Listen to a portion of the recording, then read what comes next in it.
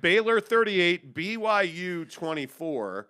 And, we were trying to think of what to title this show today in talking about BYU. And Jake, who is a hater, decided to wonder aloud if it was a fluke that BYU got to 5-0. After seeing them the last 2 weeks completely melt down in two games that they should have won, they certainly should have beat Boise. You're on the road in Waco. Okay, great. I can understand why that's challenging. But this is not the same BYU football team that went 5-0. So how convinced are you, Jake, that it was a fluke? Yeah, I mean, I think that the first 5 wins, I don't feel like we're a fluke because, like you were just saying, I feel like this is two different teams that we're seeing. I mean, the last 2 weeks, I feel like we're getting performances where you're either undisciplined or you're just not executing at the best of your ability. Like you're not playing the absolute best brand of BYU football that you possibly could. And I don't really know, to be honest, like I don't know what has changed so much. I mean, sure, you've been dealing with some injuries and some guys have been banged up. Okay, like I can kind of get with that, but at the end of the day, the Boise game was just you losing the game. Turning the ball over, doing all these things. And then, Baylor, I just felt like that was a game they were more than capable of winning. They just didn't execute at a high enough level. Like in whether it was the defense, everyone's going to say, well, the defense cost them that game. But I'm here to tell you it wasn't just the defense. Like we watched basically every snap of that football game. And the thing that is so crazy to me is you have what's supposed to be a dual threat quarterback on the field for QB1 and Jaren Hall. Yet the guy never runs. Like everyone's going to say, well, he ran for a 70-yard touchdown. Right, but that was one play. I'm talking about where is the run play option. I'm talking about where is using Jaren's legs to manipulate the defense so you can open up the passing game a bit more. And by the way, what would happen if on his deep balls or on those deeper intermediate routes, he was able to hit guys in stride and they could run after the catch? What then would the game look like? I saw so many people on Twitter like, oh, well, he's throwing it really well and he's over 300 yards and everything's awesome. But it's like, no, dude, like everything's not awesome because they're losing the game. The stat sheet might look nice, but what about the win column? I absolutely think they were not overrated at 5-0. It was not a fluke when they were 5-0. But I don't know why it's so taboo in BYU football fandom to talk about Jaren Hall and say that if this kid's not going to run, he's an average thrower.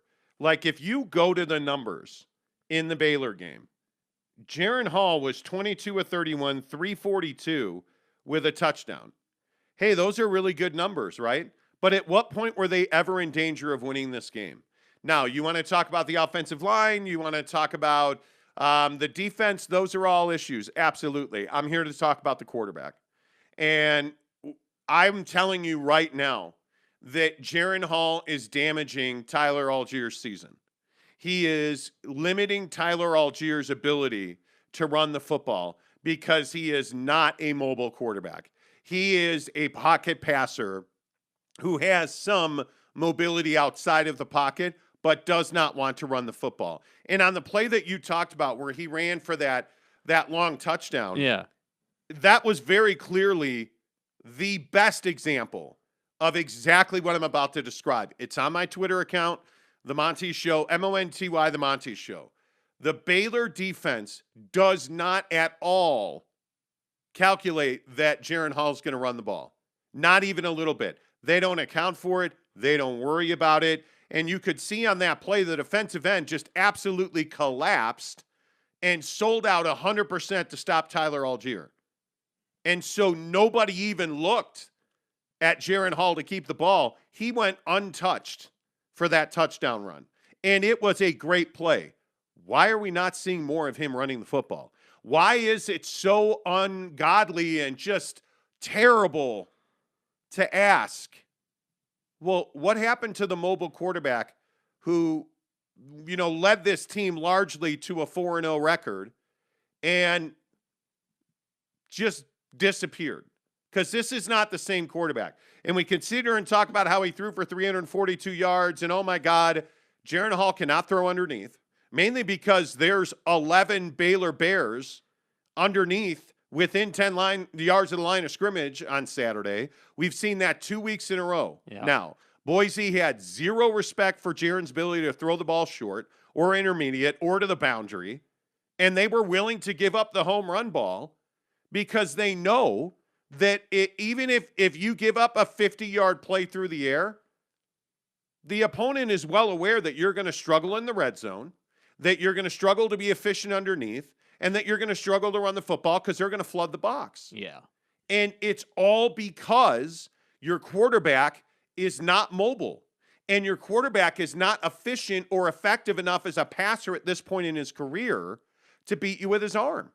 That's why Baylor and Boise State played almost the exact defensive scheme.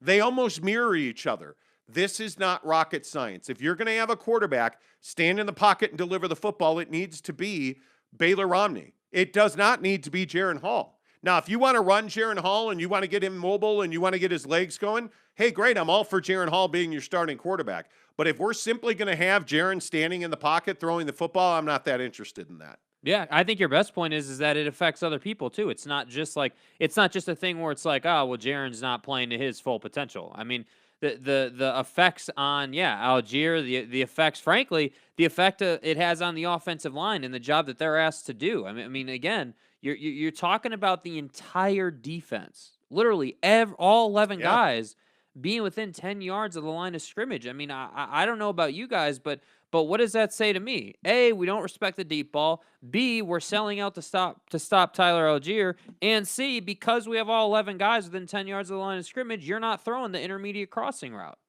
So, so let me get this right. What does that leave you with? Here's the problem, the other thing that people don't understand.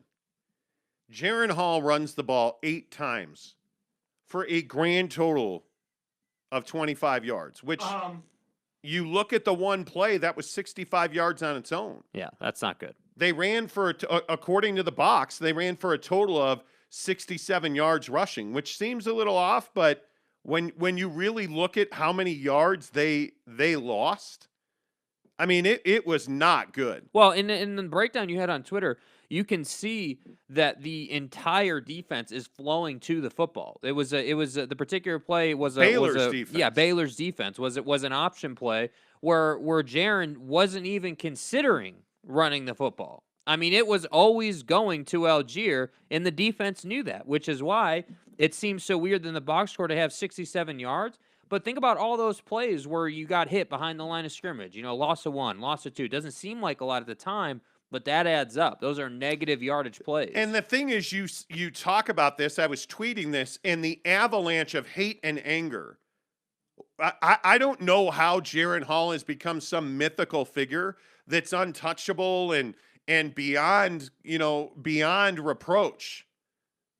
But I got news for you. Jaren Hall's an average quarterback. He is not elite. He is not an elite thrower of the ball. He is not nearly your best thrower of the ball. Again, if he's not going to run, I don't know why you continue to ride Jaren Hall, because the defense does not think he's going to run. And at this point, having Jaren Hall as your starting quarterback is limiting your offense. And by the way, your inability when you look at Jaren and you look at some of the numbers, BYU was 5 of 14 on third down. 5 of 14 on third down. And you start looking at fourth down efficiency, they're going for it on fourth down, they're 2 of 2. Right? But you get into these other numbers, you're averaging 2.8 yards per rush. That's horrendous. And that's not the offensive line. We can sit here and again, Harris LaChance did not play. Was the offensive line good? No, it was mediocre, is what it was. But the issue is you're routinely in almost every situation facing 7, 8 guys. You have linebackers that have 0 coverage responsibilities, just attacking the football. You have 4 or 5 guys tackling the football for Baylor the other day. If you go back and watch the game, you're just going to see 3, 4, 5 guys going to the football. Tyler Algier is absolutely struggling, not because of the offensive line. It's because of Jaren Hall. There was an RPO, and really it was a straight option, right? Like Jaron Hall's got the ball. He never even took a step towards the line of scrimmage. Got the ball, took a stagger step, and immediately threw it to Algier. Like he's not even pretending to try and run the football. Yeah. It is, I don't understand it at this point. And we can sit here and we can play nice, but why don't we just tell the truth? Jaron Hall is limiting the offense right now. Plain and simple. Because he's not the best passer of the football. He's a guy who needs to run to be effective. We have all these guys in the wide receiver room waiting to eat. And what do we have? And a lot of people are going to point to, Puka Nacua and the deep ball. And, hey, that's great. That's great. How many back shoulder throws did Jaron Hall miss? How many balls were underthrown that should have been touchdowns? Yeah. 2 of the Puka Nacua bombs should have been touchdowns, but they were underthrown.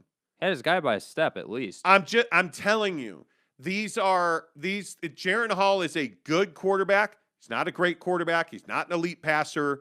I know that he's grown leaps and bounds, but at some point he's going to have to start running the football again, because I got news for you as well. You've got 3 huge games left in front of you. Washington State, then Virginia, and then you finish this season with SC. You're not going to win any of those 3 games playing this kind of football. If this is your game plan, don't even get off the bus. Yeah. Yeah. In all honesty, if you are going to show up against Washington State and just have Jaron be a pocket passer, you're going to lose by 3 touchdowns. I don't know what other way to say it or to put it.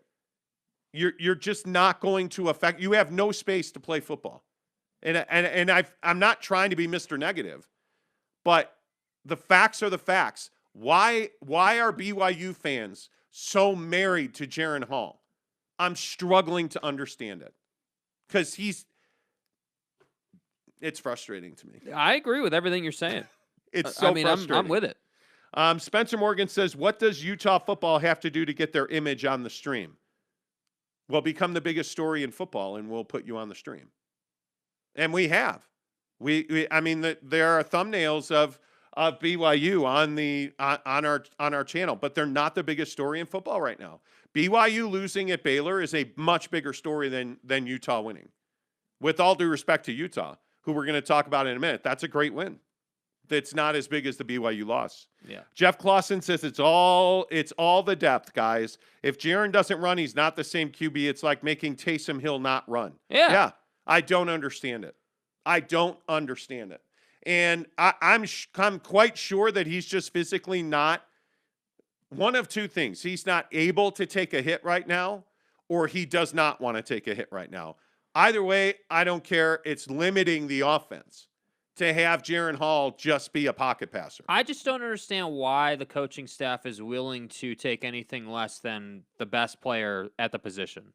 Why is it that that's okay? Like why are we going with somebody who clearly is dealing with something, whether it's physical or mental, like you were just talking about? Why would you not continue to sit him down and play Baylor Romney, a guy who is ready? He's fine. He's past a concussion. And BYU fans want to celebrate all the depth that this program has. Well, what good is depth if you're not going to play it? Exactly. This is a Jacob Conover conversation. Yeah, what good is depth if you're not going to leverage it? I don't understand it. Eric C says, and there's San Diego State ranked higher than BYU. Eric's got a San Diego State Aztec tattoo on his lower back, apparently. Yeah. Okay. I mean, why would San Diego State not be ranked higher than BYU? I mean, other than the fact that they play in the Mountain West and they don't have a quality win on their schedule. But other than that, I mean, why would they be ranked higher than every BYU? San Diego State fan wants to be at the big table, and it's never going to happen, dude. It's not going to happen. Not while you're in the position that you're in. So I wouldn't say never. Right now, I mean, you're a Mountain West team. You're irrelevant. That's what I'm saying. It's not going to happen until you change your positioning. I mean, if we talk about, and this is the problem with the Mountain, and this is why BYU left the Mountain. You have no argument to make that they should. I mean, if you win the Mountain West, should you be in a big bowl game? I mean, you have that mighty San Jose State win. Anyway, not to burst your bubble. Spencer Morgan says Baylor is a good team. I never understood why you guys took the game. Why you guys took that game as a like. I said Baylor would win. I mean, I actually have. Jake is the one who said BYU was going to win by 30. Yeah, because the reason I said that BYU was going to dominate that game is because I was expecting to get, I don't know, a dual threat quarterback and some guy named Jaron Hall actually being a dual threat quarterback, meaning that the linebackers had to account for him passing and running, not just kind of passing and attempting a 1-yard run here and there. Yeah. Like the amount of the price that BYU's offense pays for Jaron Hall being what he is right now is almost immeasurable. Like you can't. Everyone was saying I was tweeting with people. I'm not going to name them by name because it's not worth it. But I was tweeting with people during this game, and they're like, "Well, Jaron is a great passer of the football, and he's doing a great job." And I'm just sitting here saying, dude, you should have what? 17 more points on the board than you have if you would just simply hit a guy in stride. I mean, I'm not trying to hate on Jaron, but is that not your job as a quarterback? Ball placement, to hit your guy in stride, to have touch on the football, so that the Nakua brothers can get somewhere, so that Romney can make a catch in stride, so that Isaac Rex will stop being woefully underused as a receiver. Yeah, exactly, dude. Like, that's why I said that they should beat Baylor on the road, because frankly, this BYU team is just as good as Baylor. The score doesn't reflect that, but they are just as good as Baylor. The problem is they're not good enough to have half a quarterback at QB1. That's the problem. And I'm sure some people are going to say, "Well, you're just hating on Jaron." I'm not hating on the guy. He's playing at half of his ability. Do we not remember what he did against Arizona in Las Vegas? Do we not remember that? Do we not remember how many times he broke them off for like 25-yard runs? Look at Utah. Look at the Utah win. Yeah. Look at the Arizona State win. Those runs down the sideline are absolutely spirit-crushing, back-breaking runs. And they won the game. And you've completely stopped using those runs? Like that, he is. Do you understand that outside of that 165-yard run, which shows you his spectacular ability to run the football, he never even attempted to run? So then the question has to be asked: who is it? Is it the play calling or is it Jaron Hall? That's what you have to ask, because on that touchdown play, clearly that was a play for him to run and keep it. Yeah. Right. So it's like, okay, the plays are in the playbook. Right? They're going to call it strategically, but clearly, based on watching every snap of that game, they're not calling it aggressively for him to run. And so my guess is he's like 70, 80% physically. And I think it's probably strong to say they don't trust Baylor Romney, but it's kind of starting to walk towards that a little bit for me. Because if you trusted him, why wouldn't you at half put him in? Why would you not have brought him in? I am only guessing. I am only surmising that it can only be one of two things. The coaching staff does not believe Jacob Conover is ready, and the coaching staff does not believe that. I don't know what to say about Baylor Romney. Is he not recovered from this concussion? He went through pregame warmup. I don't know. He was dressed. I don't know. He was ready to play. It is baffling to me. It is. I can't recall a situation where a guy that was so desperate to run and needs to run to win simply refuses to run. Yeah. So is it Jaron Hall or is it the coaches? I don't know. That's a great question, though. I really it's something don't know. that you have to look for in the program. I mean, it's like, and here's the other thing too for me. Like, as I watch this team, now I'm like, dude, like these decisions have legitimately cost you an opportunity at the college football playoff. We can say that they were 5-0. You were in the Boise game. You should have won that game. People are going to say, well, they got their ass kicked by Baylor because Baylor's just a better team. I don't believe that. I don't believe that Baylor is just an outright better team. I don't believe that Baylor is like a Georgia, Alabama, LSU powerhouse. Listen, that's just better. If you're BYU, if Tyler Algier doesn't run for 100 to 125, 130 yards, you're not going to win. Yeah. Period. And I again go back to the numbers in this game. And when Tyler Algier carries the ball and I just don't see that you're in a position here where you're able to, because of the way the offense is struggling, that you're able to have him run for those kind of numbers. I just don't see that that's a possibility. I mean, he had 15 carries and 33 yards. It's ridiculous. It's absolutely ridiculous. And he has no room to run. No room to run. And by the way, the defense is a huge problem right now. Yeah. You gave up 534 yards of total offense to Baylor. And you allowed a team that's been mediocre running the football to run all over you. And I think schematically, things are you're fine. Your guys are in the right spot. They're simply not executing right now.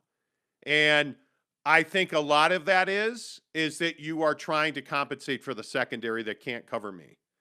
I mean, if I'm running through the middle of the secondary, am I covered? I'm probably not covered.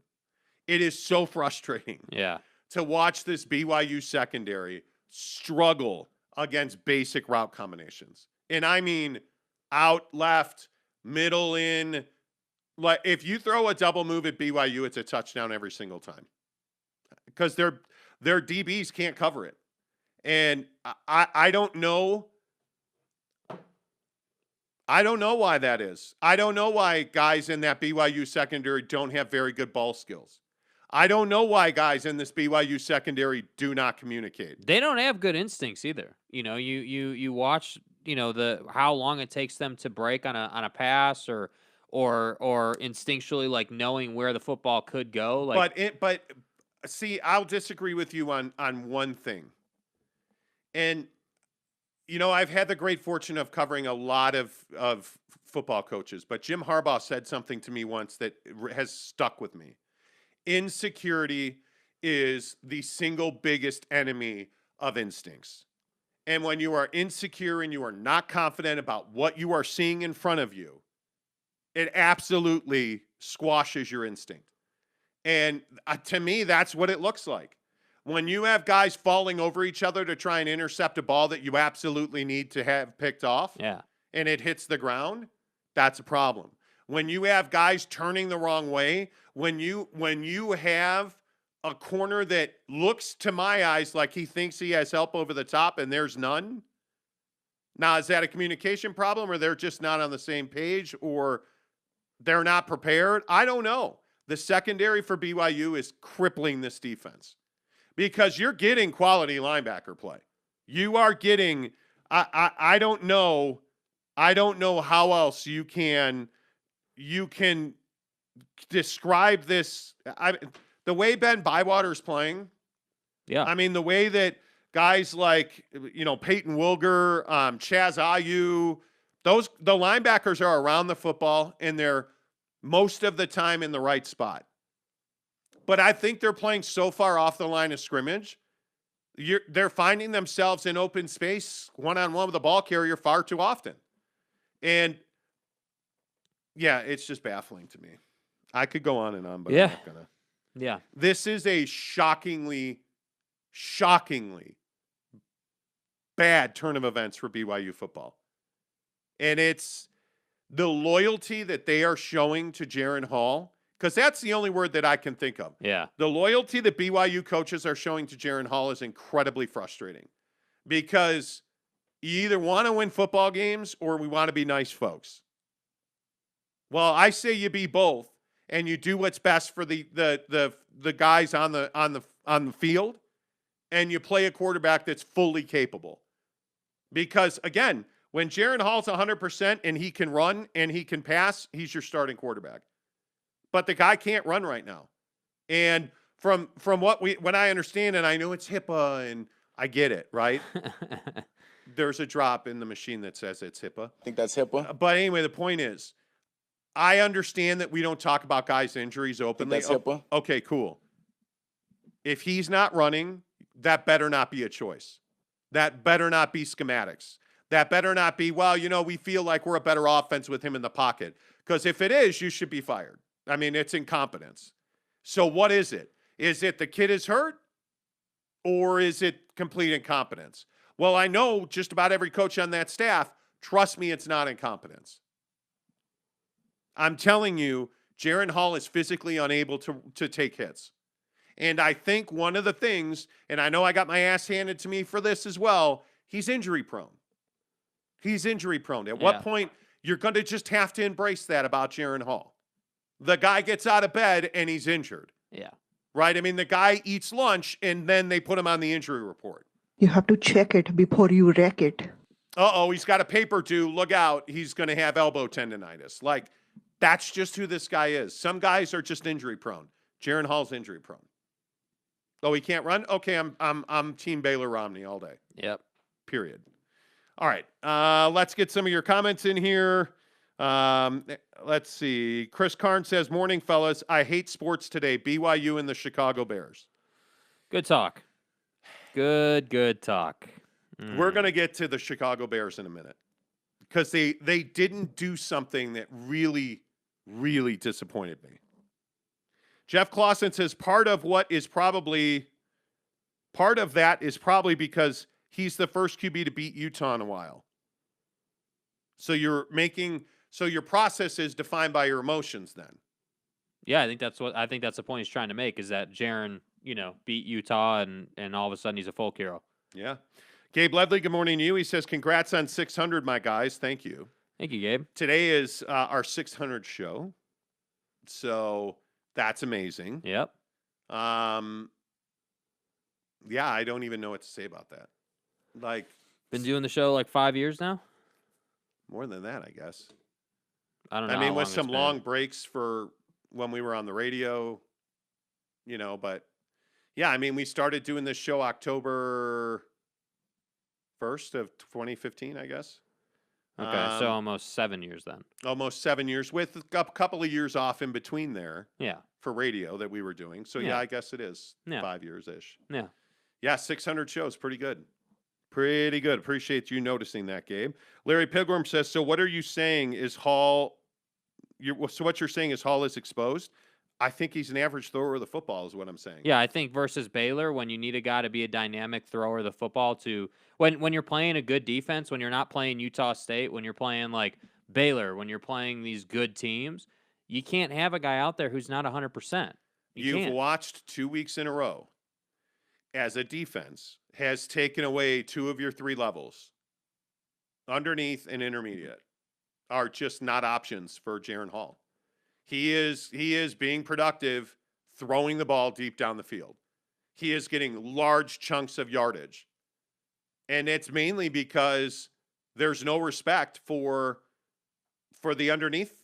They completely took it away. They took away your ability to run the football. Completely took it away.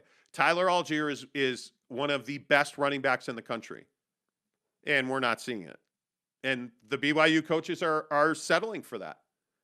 They are absolutely settling for that. And I'm telling you, the easy thing is, it's the offensive line. Oh, we're missing guys on the offensive line. MP played. You're missing Harris LaChance. I'm telling you right now, that's an excuse.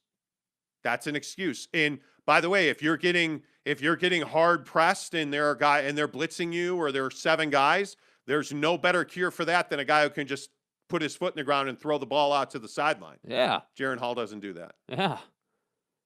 Okay, well then there's no better cure for that than a wide receiver beating his guy off the line and Jaren Hall putting it on the numbers 3 yards into the route.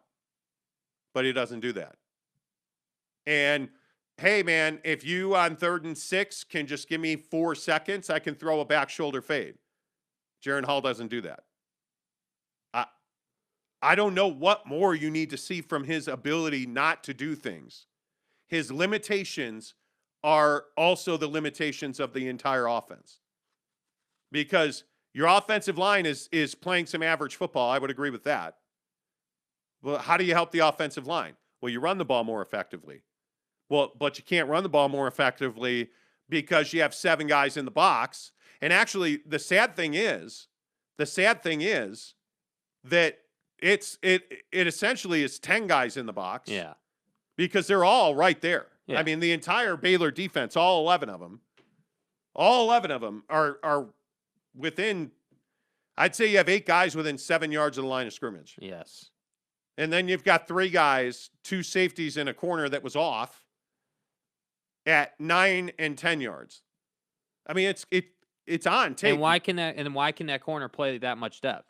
Well, because he knows if there's a crossing route, his linebackers are there. And by the way, he knows that the ball's going to be underthrown deep. They're not worried about giving up a 70-yard touchdown. They're not worried about giving up a 50-yard touchdown. Because even if you complete a 35, 40, 50-yard pass down the field and you're at the 12-yard line, they're just going to flood the zone and you're not going to be able to execute because you can't run the ball. Because Jaren's not mobile. They have no fear of him. It's not rocket science. Part of the I read that one. Josh Alpaw. BYU being 5-0 might be a fluke. I honestly thought we would get to 4 or 5 win total this season after everyone we lost. So to have 5 wins right now I'm not that upset about it. Oh, you should be. You should be 6-1 at a minimum. You should be 6-1. You should be 15th in the country. You should be going home to play Washington State or going to Pullman to play Washington State for a top 10 place. You should be. Yeah. And you can go to Washington State and win. I mean, you're good enough. You have depth enough. You have quality enough. Yeah, but again, Yeah. what did we just say? Yep, I agree. William Glade says, spot on. There are some things Kalani Sitake needs to address before they can reach the next level, QB and coaching staff. Yeah, the defense is not the problem. There was one guy that just wouldn't shut up about the defense on Saturday. Listen, you're going to give up 28 points a week in college football to just about every team. I mean, you have so much speed and athleticism on the field offensively, you're going to give up 20-something points a game. The problem is that this group of BYU athletes can't match that kind of production. I mean, you got beat by 14 points. You got beat by 2 touchdowns. At Baylor, it's inexcusable. Yeah. And you did it to yourself.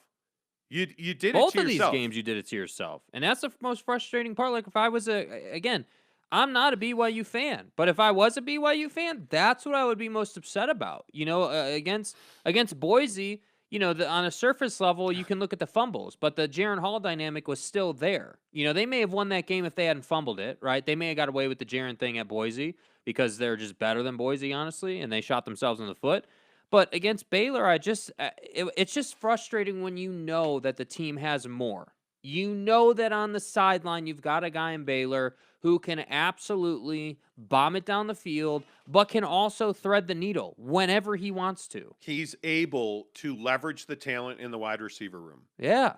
You're using every week. Am I the only one who notices that every week it's one guy? Yeah.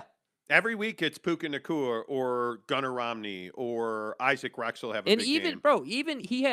He was eating that cornerback alive. He had 2-3 steps at one point on this guy. And Jaren cannot hit him in stride. And I know I keep going back to that, but the reason I'm on that so much is because you're talking about, what did they have, 14 points in this game or whatever it was? 24. 24 points in this game. So you finished at 24. You should have been 31, 35 if he just simply would have thrown the ball out to let him go get the ball. Yeah, lead the receiver. Like, how hard is that? It's your job as a quarterback to put the ball in the right spot. So to be that underthrown, to have your wide receiver having to fight through the cornerback who's got 3 steps on is just unacceptable. Yeah, it's frustrating. I mean, it really is. Anyway. Needless to say, Washington State is a must-win game. I'm just telling you now. Like, if you lose that game, I mean, we can just look at next year. Because Baylor had 7 tackles for loss. And we wonder why they have 67 yards in the box score.